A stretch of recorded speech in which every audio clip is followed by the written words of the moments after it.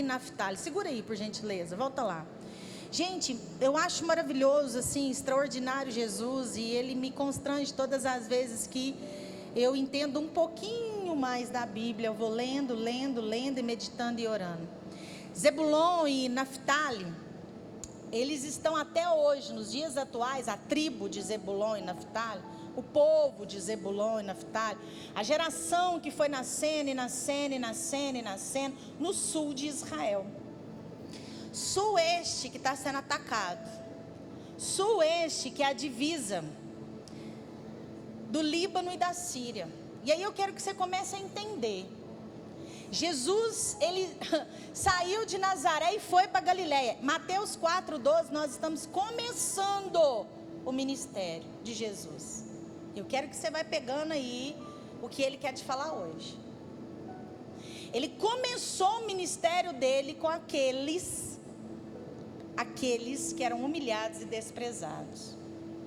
Ele foi para a cidade marítima, ele foi andar no mar da Galiléia, Silveira, andar no mar da Galiléia.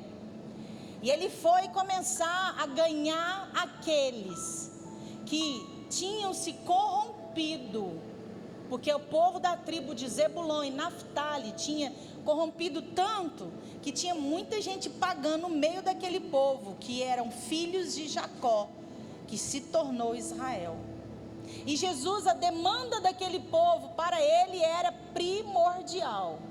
Jesus ama trabalhar com tudo aquilo que é improvável, com tudo aquilo que é desprezível, com tudo aquilo que é humilhado.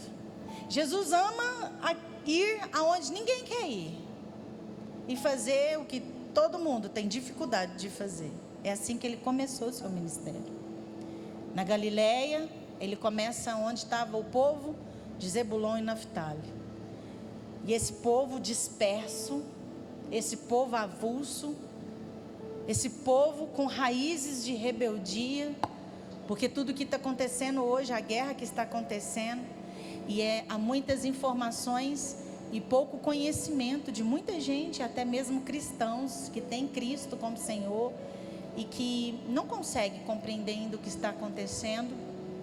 E você precisa compreender rapidamente, porque Jesus está voltando.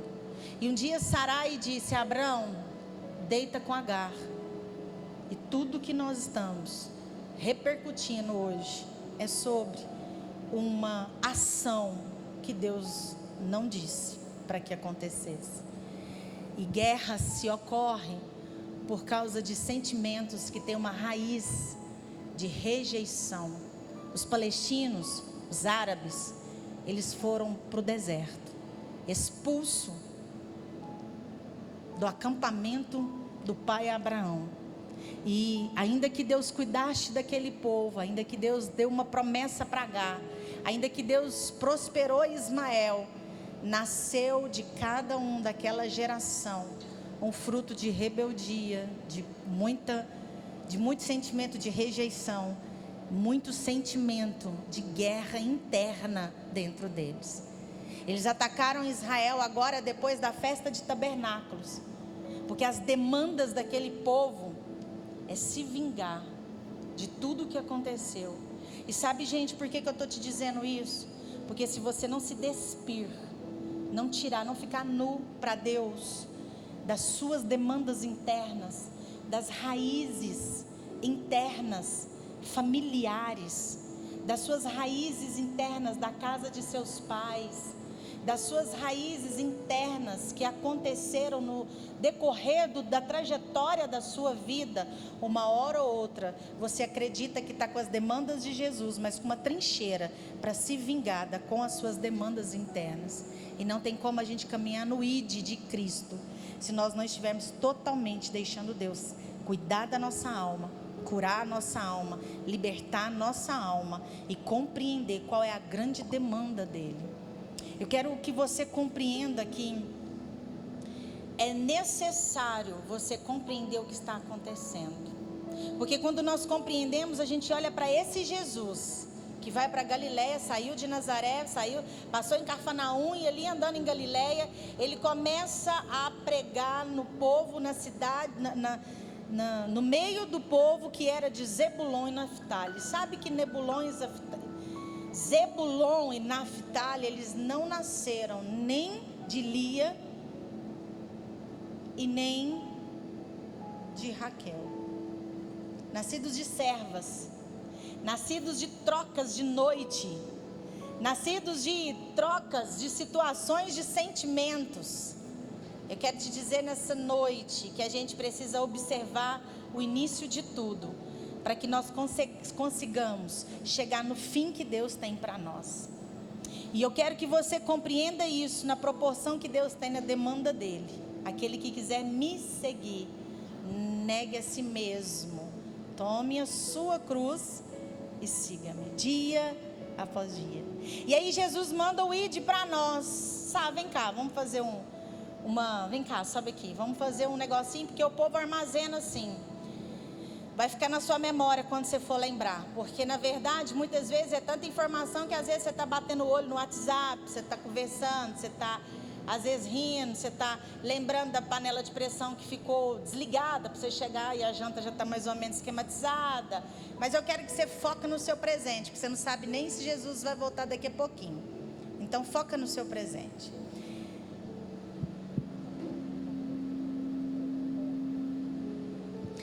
Eu pedi permissão para a pastora Sabrina. A pastora Sabrina chegou na minha vida e eu cheguei na vida dela há 17 anos. 18 já? Ela chegou na minha vida e eu cheguei na vida dela há 18 anos. Nós estamos de maior de idade. Nós já podemos... 17, 18. 18 mesmo. Tem 17 casados, conheci um ano antes mesmo. 18 anos. E ela chegou na minha vida e nós estamos falando hoje do chamado Eis-me Aqui. Amém? Do quê? Do seguir a Jesus e as suas demandas, sim ou não? Ok? Então ela chegou na minha vida e eu cheguei na vida dela. E ela chegou na minha vida com um pacote e uma mochila das demandas internas dela. E eu cheguei para ser a líder dela. Quer dizer, graças a Deus, Deus me deu a Sabrina para liderá-la. Sabe por quê? Eu vim de um tempo para casar com o apóstolo, onde eu liderava muita gente, sempre fazendo células, sempre indo de casa em casa, sempre reunindo o povo e estando com gente. De repente eu falei, agora eu vou mudar de território.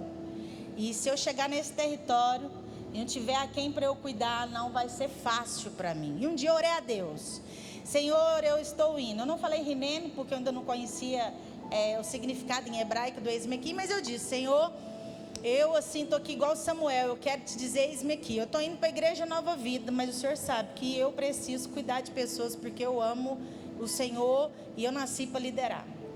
E quando eu cheguei na igreja, a pastora Sabrina, lá sentada, sempre linda e maravilhosa, mas só assim, tudo bem, tudo bem, oi, tudo bem, oi, tudo bem, e sendo minha cunhada já. Detalhe, minha cunhada. Então assim, a gente frequentava junto a casa dos sogros, às vezes estava junto para comer ali um pouquinho, e ela sempre assim, caladinha. E um dia, alguém solta uma fala assim, nossa, já ouviu a Sabrina tocar violão? E eu, não, você tem que ver a Sabrina tocar violão, ninguém toca um violão com ela. Quando ela faz um blum, ela rasga o céu. Eu falei, oh Deus, obrigada, tem uma levita para minha célula. Aí ela falou assim para mim, eu falei para ela assim, Sá, vamos começar a fazer célula? Ela falou, com essa expressão aqui, ó. Vamos sim. Aí eu falei, não, ela deve ser menos animada do que eu, mas ela falou, eis-me aqui. Aí eu falei para ela, então a gente vai começar a mapear o bairro. Falei, nós vamos começar a mapear o bairro. Porque ela estava morando já aqui, ela veio, saiu da cidade dela, da casa dos pais dela para casar, e ela ficou aqui um ano morando, né? E aí onde que ela estava morando, eu ia fazer a célula com ela, era eu mais duas. Então era meu Tiago, não, é João Pedro, Tiago. Pedro, Tiago e João, eram minhas três. E aí eu comecei a fazer essa célula com elas antes mesmo de falar, estou na igreja Nova Vida. E aí eu chegava lá e falava, sabe, toca o violão. E ela muito obediente. Ela tocava violão, mas parece que eu não via muita alegria nela. Aí surgiu uma situação, uma outra pessoa, né, que foi da nossa convivência, ela hoje não mora no Brasil mais, ela estava grávida e ela falou assim, ela me chamava de Flor, me chama até hoje, a Flor, tem uma mulher que eu fiquei sabendo aqui que ela está muito endemoniada. E ela é jovem pra caramba e ela está tentando tirar a vida dela. Vamos lá na casa dela? Eu falei, nossa, nada melhor do que começar assim, né, Jesus? O Senhor me chamou, bora. Vamos. Fomos nós. Uma grávida, Sabrina, que pastora hoje, mas naquela época eu saí da minha casa e não vou mais fazer nada, porque ela veio com as demandas diferidas dela, ministerialmente. E uma outra doidona, que é a nossa amiga até hoje. E fomos para essa casa. Chegamos na casa da esquina ali no bairro Segismundo e era uma casa era um sobrado, assombrado. Você lembra? E aí nós entramos naquele lugar e tinha muito demônio, era uma legião, tá lembra? E aí eu disse assim para quem estava grávida, eu falei, olha, eu acho melhor você ir volta lá para casa do nosso sogro, que era muito perto do lugar. Eu falei, vó, você está grávida? Ela falou, foi Jesus que me mostrou essa vida. Eu falei, Sabrina, você está grávida, você vai ficar endemoniada aqui também? A Sabrina falou, vamos embora, agora vamos. E nós já estávamos lá e entramos nessa casa. Gente, tinha tanta teia de aranha dentro daquela, que você lembra? Uma casa, assim, de gente rica e cheia de teia de aranha. Muita teia de aranha. Muito sujeira. E nós entramos naquela casa, naquela sala, naquele dia. E ali a gente começou a cuidar daquela vida. Começamos a ganhar aquela pessoa. Fomos lapidando. E eu falava, Sabrina, toca o violão. E aí eu lembro que ela sentava e ela tocava aquele violão. Eu não tinha nem o que pregar. Eu falava, Sabrina, é com você. E ela tocava o violão. E ela tocava o violão. E ela tocava o violão. E aí aquela vida começou a ser liberta. Você lembra que ela vomitou até? E aí ela... E eu falei, pode deixar a fulana que estava grávida. Eu vou limpar. Eu mesma vou limpar. E aí, você lembra? E aí me deu ânsia de vômito. Aí a minha amiga, falou assim, eu vou limpar, vou deixar. A gente tem que andar sempre junto. Jesus andava sempre com seus discípulos. Não ande sozinho, ninguém faz nada sozinho. E aí nós começamos a trabalhar naquela casa. E o que eu quero te contar isso? Seguir a Jesus e as suas demandas. Quando nós saímos de lá, e a gente se reunia toda semana na casa da Sabrina e dessa outra pessoa que era grávida, que era companheira dela de casa. E aí nós, juntas, eu me lembro que a pastora Sabrina, ela começou a se abrir no discipulado. E ela começou a dizer, eu não achava que eu ia voltar para aqui, para Uberlândia, para poder tocar e cuidar de vidas. E ali, cada vez que ela ia fazendo a célula junto comigo, que ela ia tocando violão, o Senhor alcançava as demandas dele, que era aquela menina que nós estávamos falando de Jesus, e as demandas do coração da Sabrina, e as demandas do meu coração. Até que um dia, você vai lembrar disso, naquela casa sombria, Deus falou para Sabrina que ela era uma pastora de vidas. Naquele dia, naquele tempo, quando nós começamos a entender o que é cuidar do outro, é uma demanda importantíssima de Cristo. Ele cuida das nossas demandas, porque Mateus 6:33 diz, buscai o reino de Deus e a sua justiça em primeiro lugar, que as demais coisas vos serão acrescentadas. E nós começamos, e a pastora Sabrina começou, e nós começamos, e aí nós casamos, eu casei, passou 3 meses, ela casou, nós morávamos na mesma rua, e aí ela ganhou algumas coisas que eu não ganhei, eu ganhei algumas coisas que ela não ganhou, e uma dessas coisas eu falei, eu ganhei uma máquina de lavar, você não ganhou, traz as suas roupas. A senhora está doida, pastora, né? Não, pode trazer que eu vou lavar suas roupas. Sabe por quê?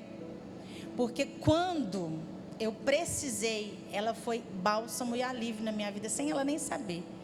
E quando ela precisou, minha máquina de lavar roupa também podia ajudar ela.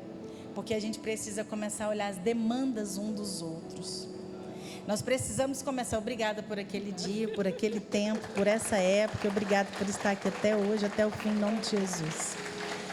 Quando nós começamos a dizer, eis-me aqui, Deus começa a fazer nas nossas vidas em níveis que nós não podemos imaginar.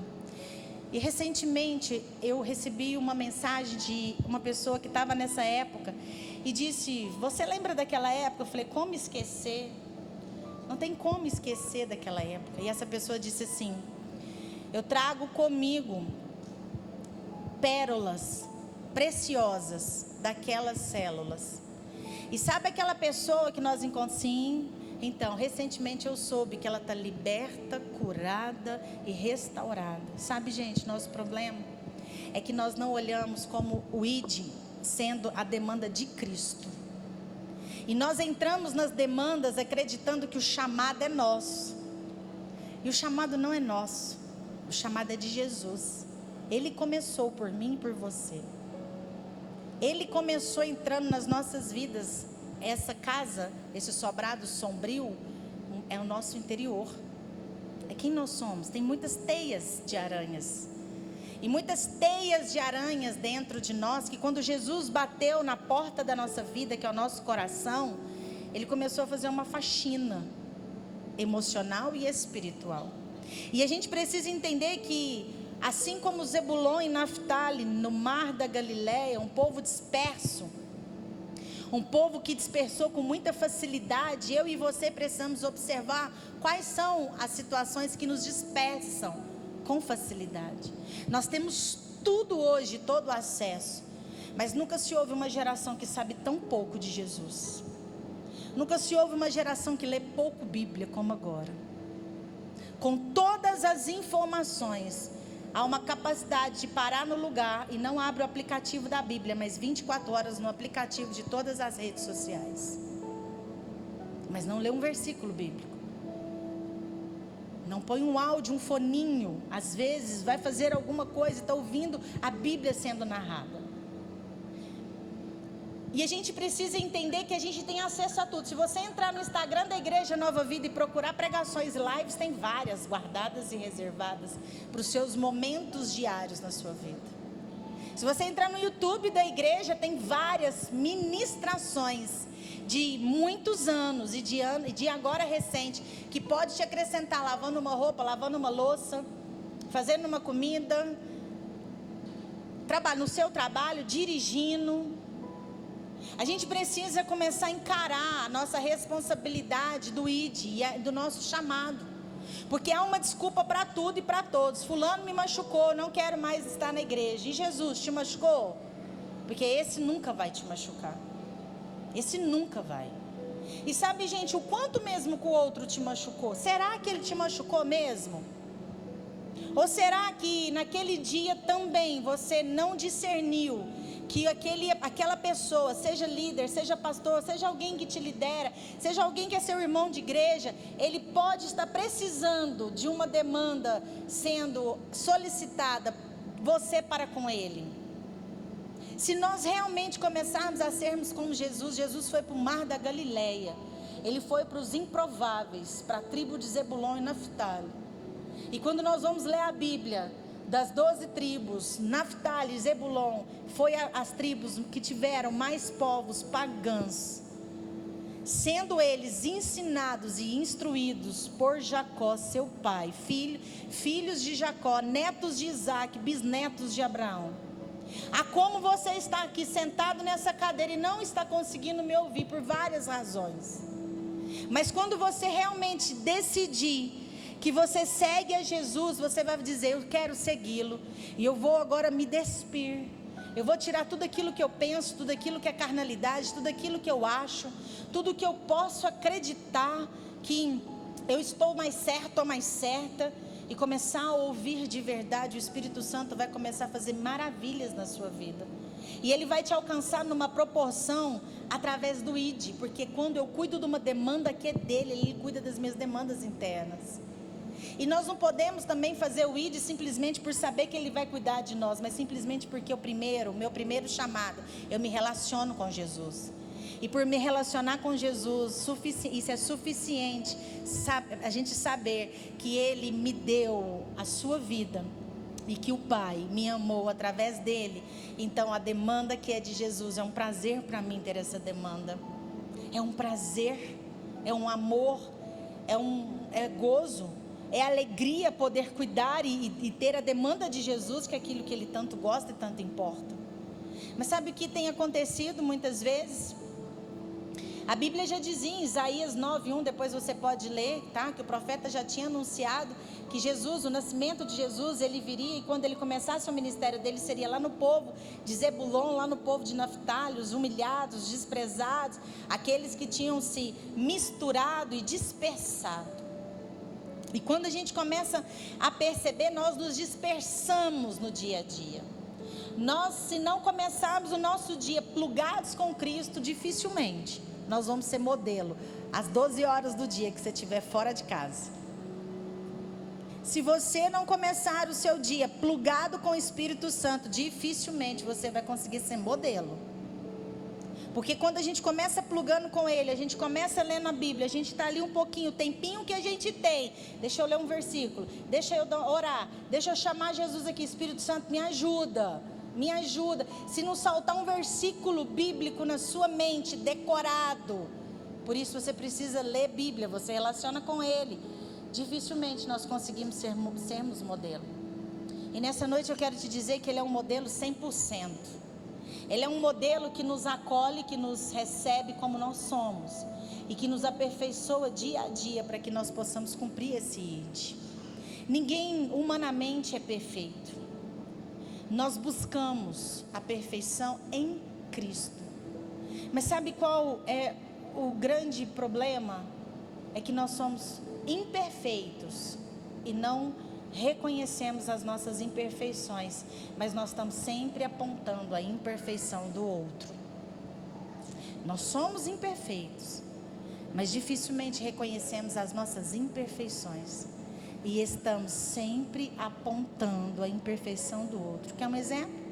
Estamos todos hoje com um grupo de WhatsApp. E eclesiasticamente dizendo, né, como igreja, nós temos, eu estou em vários grupos da igreja. E a gente percebe que a gente dá todas as coordenadas em todos os sentidos. E aqui eu quero que você não leve agora para o seu particular, porque eu nem sei quem me pergunta ou deixa de perguntar, eu respondo. Mas o que eu quero te dizer é que isso é para muita gente. Nós estamos em vários grupos, e aí o grupo coloca lá, olha, tal hora é isso, tal isso, aquilo, tal isso, aquilo, tarará, tarará. A gente se esforça para trazer tudo organizado. Vai chegando perto, a pessoa pergunta assim, o que é mesmo? Como que é? Dia que é? Já está chegando? Hoje em dia não tem nem aquele cuidado de falar, deixa eu voltar aqui para me ver as conversas. Opa, achei. Ah, apóstolo, eu apago tudo. Ô queridinho, favorita aquilo que você não pode pagar, então. Dá valor em quem trabalha por você. Favorita.